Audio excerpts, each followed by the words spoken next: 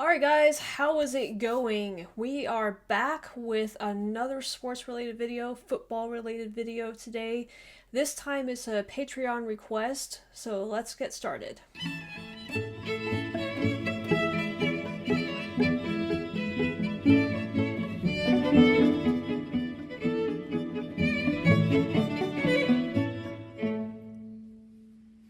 So over on Patreon, my top two tiers get to do a request once a month for me, and I always try to make those priorities to make sure I get them in. Well, we're fast approaching the end of July, so I need to get on some of these.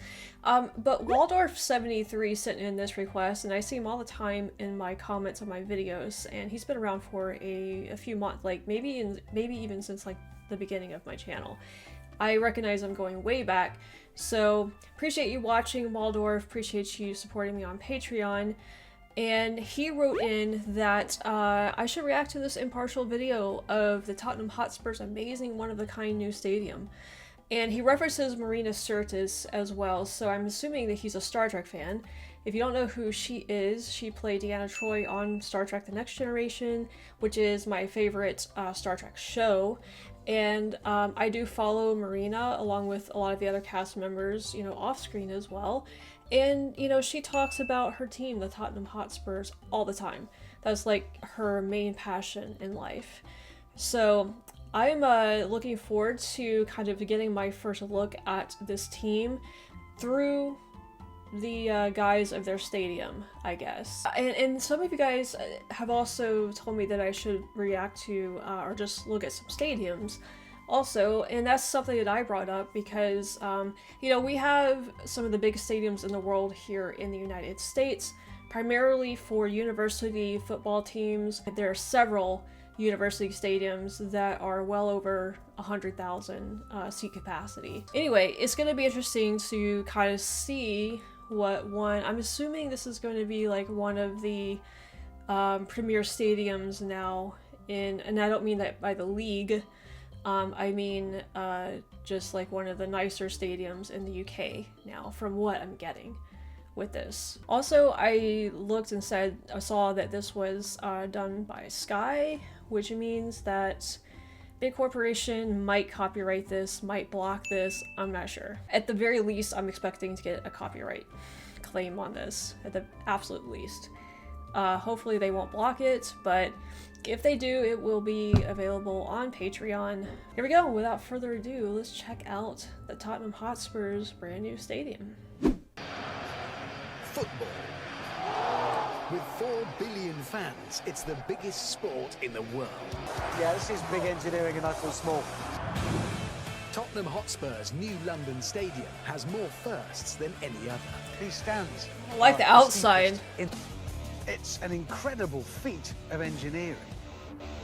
But this isn't just the story of a massive building. I have to say, I really like the outside of it. I really like the design. It's match day. In less than 6 hours, 62,000 fans will pour through the turnstiles, and stadium staff have their work cut out to be ready in time for kickoff. It's really quite surprisingly heavy. Is that right? Surprisingly heavy. They're Like big. a professional. Heck, I've hurt my back. I thought they'd be heavier Not than a young that. man anymore. Worldwide, a staggering 1.4 billion people watch live English Premier League soccer matches. Anyway, I didn't realize that that many people watch the Premier League.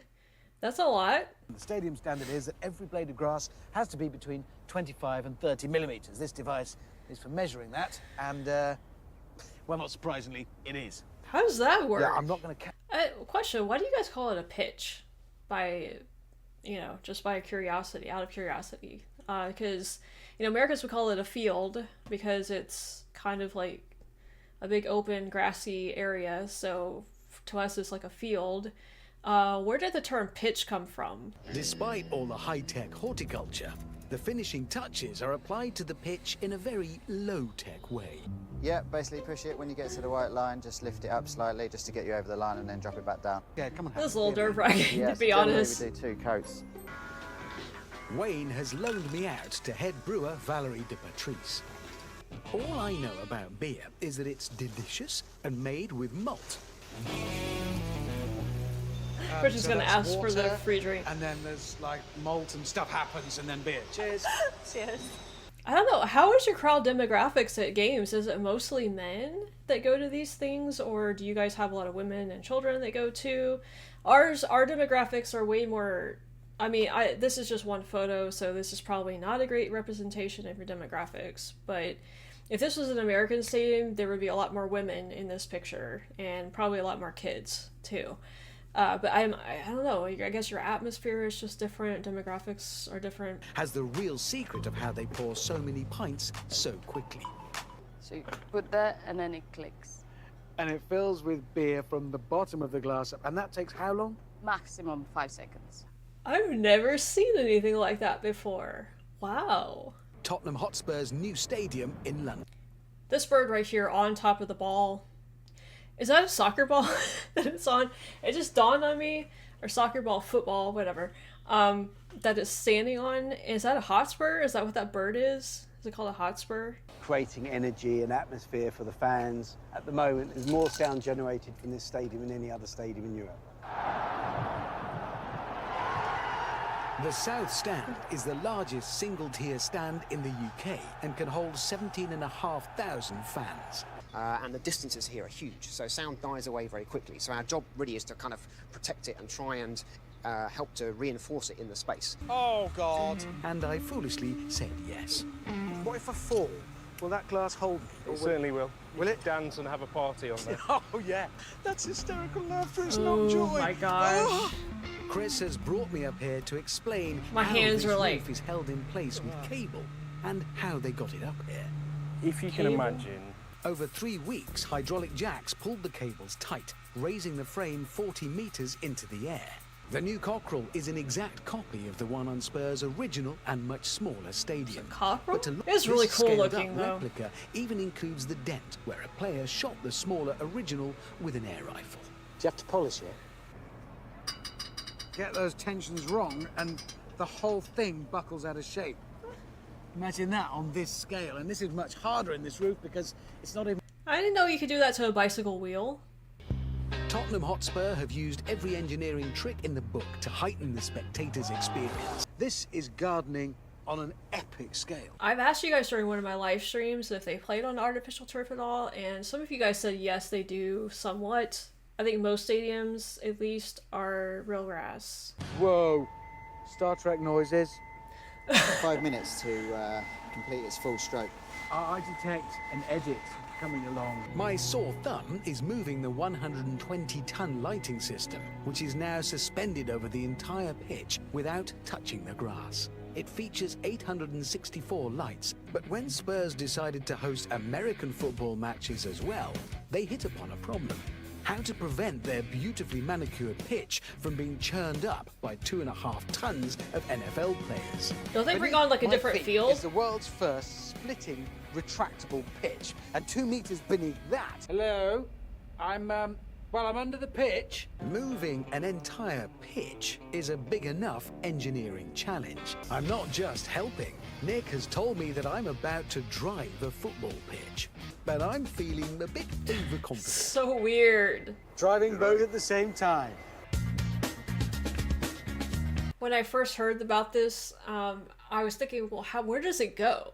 You know, my first thought was it kind of like they have a way to roll it up underneath the stadium or something like that, but I guess that would be way too dangerous for like breaking up the grass and stuff. Like, I don't think there's a way to really do that. So it's really interesting that it goes into the car park, or what we would call the parking garage over here. How do you mow it? We've got some autonomous robot mowers. Oh, So its needs can be met, it can be kept alive and nurtured. that's crazy to me. Like, you can't leave grass alone for one day. It's like to enjoy Christmas Day. You have to do something to it every day. In just 4.5 hours, Tottenham Stadium has swapped soccer for American football. Why is he using the term soccer? That really surprises me. You know what? It's really crazy to me that they built this stadium with the NFL in mind. You know, another sport from another country that's not even really I mean, I know the NFL is getting more popular in the UK, but I feel like it's still not like hugely popular. So the fact that they built the stadium, you know, with that double purpose is kind of like mind-blowing to me. Now, for the first time, it's game day in North London as the Oakland Raiders and the Chicago Bears come to town. Suddenly, like, I'm in the States. I'm at an NFL game in Tottenham. I don't know if I go that far, From but... NFL, organising all of this. And his words were, yeah, it's kind of an underground thing in the UK. This is not underground, unless they're illegal. See, look at this crowd right here. Women, there's women in the crowd. Like, that's a normal thing for American sports right there. That's what we usually have. A nice mixture of men and women. So it's really interesting. I mean, correct me if I'm wrong. I think some of you guys have also told me that men are the primary, like, make up the majority of crowds at football games over in the UK. It's just really interesting, the difference. Like, I don't know why that is exactly. Probably this will be, in fact, almost certainly one of the best such changing rooms these guys will have been in. Some of the top university programs in football and and in basketball too, also in the States, like, their locker rooms are insane. Like, nice, just as nice as that or nicer. It's crazy. He does look small in there. This is massive in here. This room will be jam-packed with American football stars about to play the first ever American football game in this stadium. I forgot Kane played for the Hotspurs. You'll never know.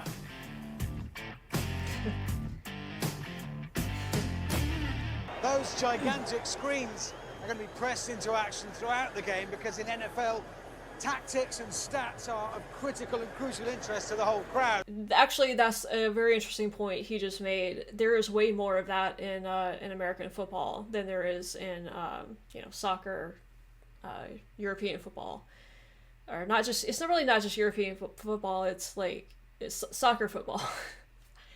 I don't know how to differentiate the two when I'm talking about them at the same time. Like, it's really hard. I feel like American sports are very, very heavy with the stats. Like, that's very important to the overall game, and I think in all of our sports, almost. Do you know the rules? Yep. No, I don't. I say, yeah, okay. Oh, Amazing. Yeah, I'm 4 invited hours. into the locker room to find out what the players thought of their new home away from home. How's okay. it working out there for you? The Don't you pace see that? stadium? You know, I think it's just creating that home atmosphere. And this felt like a home atmosphere. It felt like the way that we came out, the way everything was set up in the locker rooms, everything, it was perfect. Big ways and small, from thousands of tons of moving pitch to transformable rooms. See, to there's accommodate- our pyro. That's the type of pyro we do in our sports over there. It's done in a nice, safe way, far enough from the crowd. Professionals setting it off electronically from a safe distance. If you guys saw my like top 10 football fans video, you guys know I freaked out over the pyro that was happening in the stands, right next to people. You know, and it wasn't meant as a criticism or anything. It's just that I'm used to this type of pyro, not stuff that's happening in the middle of the crowd. It's more than a building. It's a machine. And it has changed the way It really we looks watch, cool at night. play and enjoy sports forever. Alright guys, well, I guess that kind of just abruptly ended there. But yeah, what a good suggestion this was. I had heard of this stadium, I think in passing, just maybe in other sports videos I've seen on YouTube. I love that last shot of the stadium at night. The overall design of the stadium is just really, really good too. It's very symmetrical, which I like stuff like that. I really don't like architecture that is very asymmetrical and just weird. But this stadium was very, very nice looking, very balanced looking. I love the emblem of the bird on the soccer ball at the top. Yeah, and it was just like a really good, the bar thing was crazy, the way they filled the beer and everything. I would have liked to hear the stats of how much beer they sold during the NFL game though, compared to the Hotspur game. I have a feeling it's nowhere near the amount. So yeah, very, very impressive. I love the robot lawnmowers on the pitch inside the car park. It sounds weird me using all of these UK terms for everything. But I'm trying to. I'm like trying to use the correct terminology. So it was really cool, like getting to see. I know this is a fairly new stadium, right? Isn't it only like a couple of years old or something like that? Something close to that. So now is this like, this is not quite as big as Wembley, because Wembley's like 90,000 something, right? But is this like what you guys would consider is this the second biggest stadium in London, maybe, or maybe in the UK? So how would you guys rate this compared to Wembley exactly? And are there other stadiums in the UK that kind of rival this at all? Let me know about that. But anyway, thanks Waldorf for this suggestion. I really enjoyed it. I know this is a long video, but I really enjoyed every minute of it. Hope you guys enjoyed this video as well. If you did, make sure to like and subscribe. It would mean a lot to me if you haven't done that yet. Also, I have links to my social media, Discord, and Patreon in my pinned comment and the description of this video if you guys are interested in any of that stuff. And of course, on my Patreon, I post videos that get blocked on YouTube. And also, I've got some TV series going on there. I've got Dad's Army going on. I've got The World at War, the 1973 documentary, and I have got Horrible Histories going on, along with just some other random videos, movies, that type of stuff. So go to my Patreon and check that out if you'd like. There are a bunch of different tiers that you can choose from. So yeah, Roger and I, he didn't say hi at the beginning, but Roger, say hi now. Okay, now say bye. Alright, because we're ending this video. Roger and I thank you guys for watching as always, and we'll see you next time.